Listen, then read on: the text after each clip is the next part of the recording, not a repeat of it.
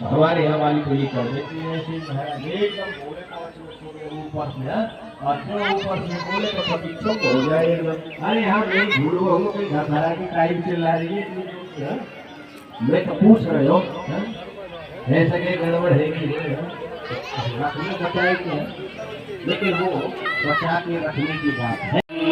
कहा बहन हमारे पति जाना चाह रहे द्वारका, कुछ है तेरे पास में? उसने कहा यहाँ क्या है, हमारे पास भी कोई धनी मानी व्यक्ति कल चावल लाया था साफ करवाने, और वो बढ़िया बढ़िया चावल तो साफ करवा के ले गया, टूटे फूटे चावल पड़े थे वो फेंक गया, यहीं छोड़ गया। अगर तेरा काम चल जाए तो देख ले, वही टूटी किनकिया वो भी एक घर से नहीं मिली, 4 घर से लाई मांग के, 4 घर से टूटे चावल उनको लाई, और वो एक जीर्णहीन वस्त्र में सुशीला ने बांध करके और दे दिए अपने पति को। और एक बड़ी सुंदर बात कही, कहा 1 मास 2 पाक्ष में 2 एकादशी हो, मेरे घर गोपाल जो नित्य एकादशी होए। वैसे तो 1 महीने के 2 पक्ष और 2 पक्ष में 2 एकादशी, शुक्ल पक्ष कृष्ण पक्ष दोनों की एक एकादशी है, लेकिन हमारे घर तो रोज एकादशी होती है। कोई दिन ऐसा नहीं जाता जिस दिन हमारे घर में एकादशी नहीं होती हो। मेरे कन्हैया से कहना, मेरे घर गोपाल जो नित्य एकादशी होए। सुदामा जी चावल की पोटली को लेकर के और भगवान का गुणगान गाते हुए, भगवान को याद करते हुए पत्नी की सराहना कर रहे थे। कह रहे थे धन्य है ऐसी पत्नी तो परमात्मा की कृपा से मिलती है, जो दर्शन के लिए हट कर रही थी, दर्शन के लिए हट कर रही है। विश्वास लेके आया हूँ, मेरे बचपन का यार है मेरा शाही, सोच कर मैं आस करके आया हूँ। अरे द्वार पालो कन्हैया से कह दो, अरे द्वार पालो कन्हैया से कह दो, घर पे सुदामा गरीब आ गया है, घर पे सुदामा गरीब आ गया है।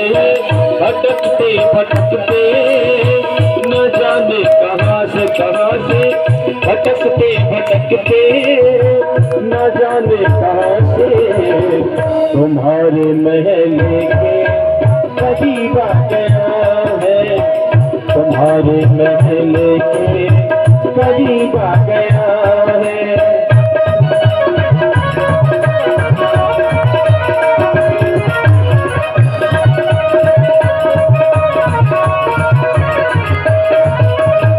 नजर पे है पगड़ी ना तन पर है जामा, कह दो कन्हैया से नाम है सुदामा हो, बता दो कन्हैया को नाम है सुदामा। नजर पे है पगड़ी नजर पर है जामा, कह दो कन्हैया को नाम है सुदामा हो। नजर पे है पगड़ी तने पर है जामा, बता दो कन्हैया को नाम है सुदामा हो, बता दो कन्हैया को नाम है सुदामा।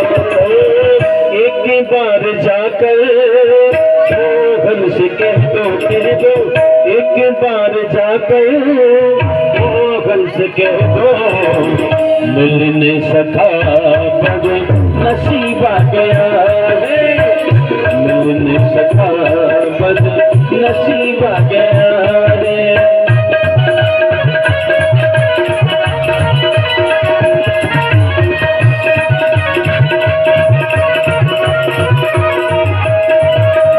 और द्वारपाल ने सुदामा जी का संदेश द्वारकाधीश तक पहुंचाया। हे द्वारकाधीश, द्वारिक पर एक दीन ब्राह्मण पधारे हैं, बता रहे हैं शेष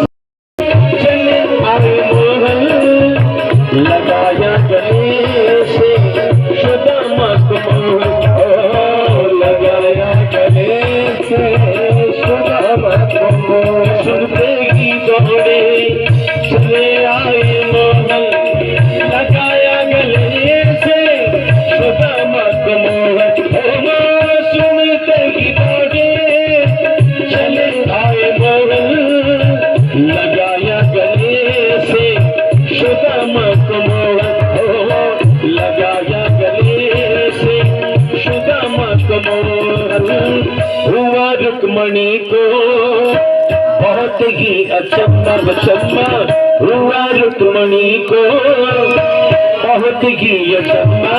ये मेहमान कैसा अजीब आ गया है, मेहमान कैसा अजीब आ गया है।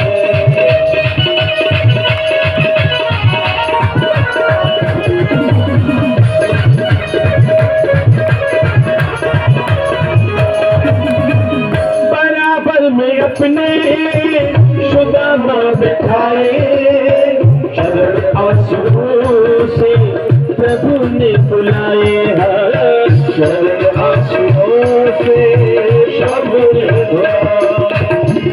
बराबर में अपने सुदामा बिठाए, चरण आंसुओं से शाम ने बुलाए हो।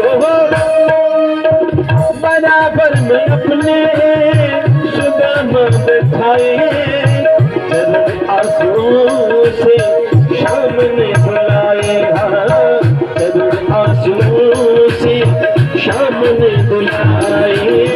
न घबराओ प्यारे जरा तुम सुदामा सुदामा, न घबराओ प्यारे जरा तुम सुदामा, खुशी का समा तेरे करीब आ गया है, खुशी का समा तेरे करीब आ गया है, खुशी का समा तेरे करीब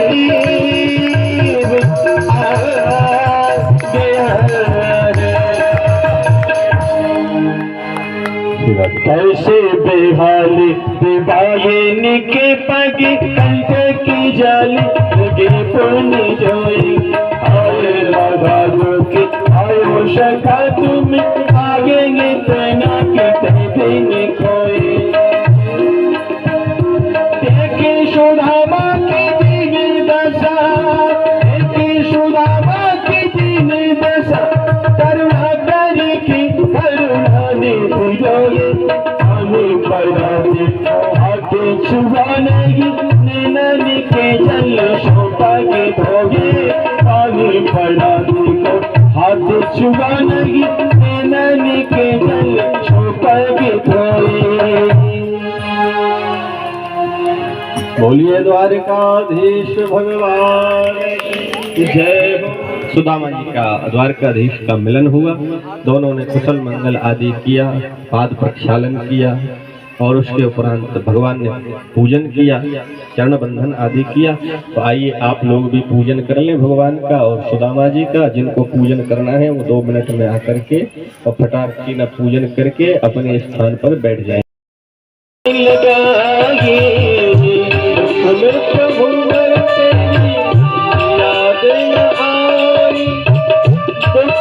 प्रभु बरसों से प्रीत लगाई, सुख में प्रभु बर तेरी याद आई, दुख में प्रभु बर तुमसे प्रीत लगाई। सारा दोष मेरा, सारा दोष मेरा मैं करता हूँ स्वीकार, जहाँ से कर जो हारा कहाँ जाऊँगा सरकार। दुनिया से वहाँ बड़े बड़े महल खड़े थे और महलों को देख के एक बार तो सुदामा डर गए थे, और जब ब्राह्मणी ने अंदर बुलाया तो बड़ा आश्चर्य हुआ, ये सब धन तेरे पास कहाँ से आया? तो बताया प्रभु आपने ही भेजा था। वहीं द्वारकाधीश प्रकट होकर के कहते हैं कि मेरा दिया हुआ है सब, आप इसका सदुपयोग करो, आप पर कभी हमारी माया का प्रभाव नहीं होगा। बहुत समय तक सुदामा ने उस धन का सदुपयोग किया और अंत में दत्तात्रेय मुनि से सत्संग करके भगवान के धाम को प्राप्त किया। बोलिए द्वारकाधीश भगवान की जय। सुदामा जी की यह जो पावन कथा है, इसको सुनने वाले, सुनाने वाले, पढ़ने पढ़ाने वाले, इनके घर में कभी दरिद्र प्रवेश नहीं करता है। ये दरिद्र को दूर करने वाली कथा है, तृष्णाओं को समाप्त करने वाली, दरिद्र को भगाने वाली है। और अभी थोड़ी देर पहले मणि की कथा सुनी थी, वो कलंक को निष्कलंक करने वाली है। क्योंकि उस कथा को सुनने से कलंक, मानो भागवत की जितनी भी कथाएं हैं वो कोई ना कोई हमारे जीवन में हमको लाभ करती है। पूतना मोक्ष की कथा हमको प्रेम देने वाली है। तृणभंजन आदि की जो कथा है वो हमारे जीवन में वैराग्य उत्पन्न करने वाली है। सुदामा चरित्र की कथा दरिद्र को दूर करने वाली है। और महाराज जो सत्राजित की कथा है, मणि की जो चर्चा है वो कलंक को निष्कलंक करने वाली कथा है। और अन्य इसी प्रकार से बहुत सी कथाएं सब हमारे मन में प्रेम उत्पन्न करने वाली, भगवान की तरफ प्रेरित करने वाली, भगवान से प्रीत कराने वाली ये सब कथाएं हैं।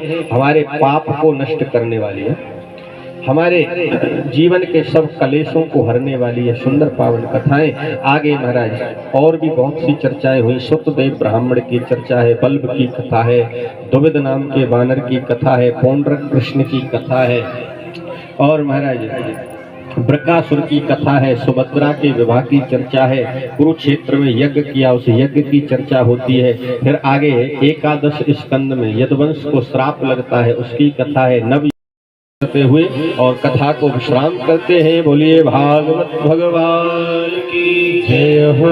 और देखो कथा तो अथा है, हरि अनंत हरि कथा अनंता सुमरे कहीं सुगोविद संता। हरि अनंत है, हरि की कथाएं अनंत हैं।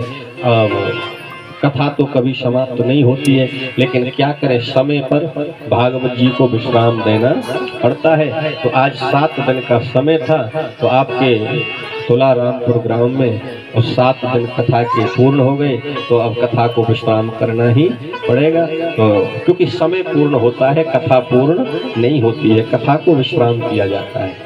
7 दिन तो क्या, हम तो कहते हैं कोई 7 जन्म भी गाए तो भी कथा पूरी होने वाली नहीं है, लेकिन समय पर विश्राम करना पड़ता है। और ये ठाकुर जी की बड़ी कृपा है कि आज कथा का 7वां दिवस और समय तो 5 ही बजे तक का था, अब तो 6 बजने को जा रहे हैं। तो कथा का विश्राम है और आप सबके द्वारा, सभी के द्वारा, हमारे पाठक जी हैं, हमारे प्रधान जी हैं और हमारी जो कमेटी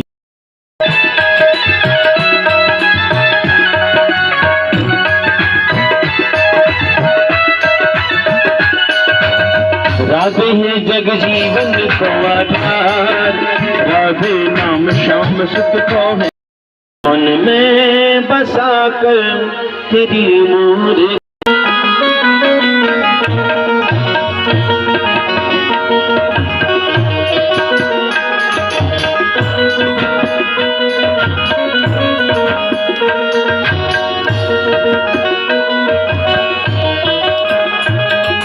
मन में बसा के तेरी मूर्ति उतारूं मैं भगवान तेरी आरती। मन में बसा कर तेरी मूर्ति उतारूं कृष्णा तेरी आरती।